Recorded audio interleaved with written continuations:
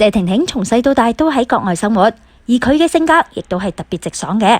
謝婷婷26歲嘅時候去做咗 model， 之後喺王晶嘅旗下做藝人。佢參加咗一啲電影，比如《歐洲攻略》、《少年李小龍》等等。佢話 model 係佢最中意嘅事業。2012年嘅時候，成為咗亞洲第一女模，仲特登參加咗 model 大賽，攞到咗第2名嘅好成績，令佢喺事業上面嘅發展亦都特別唔錯。但係喺佢嘅感情方面就比較曲折啦。當年傳出咗謝婷婷同安志傑嘅緋聞，安志傑從細就非常中意動作片，佢同謝霆鋒亦都有合作過作品，例如《救火英雄》、《逆戰》等等。當年就係因為同謝婷婷共同合作咗《絕色武器》，所以呢兩個人就認識啦。亦都有人講謝賢特別睇好安志傑，想要安志傑做佢嘅上門女婿，但係謝婷婷就睇唔上安志傑。謝婷婷認為安志傑一啲都唔上進，所以咁樣就冇產生到火花。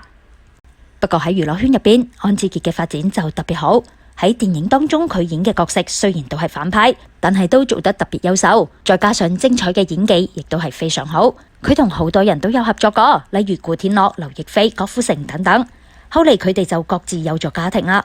安志傑拍電影嘅時候認識咗自己嘅女朋友，後嚟就結咗婚，亦都生咗一個閨女。有人爆出咗安志傑全家人嘅照片，睇到之後發現安志傑仲有一個仔。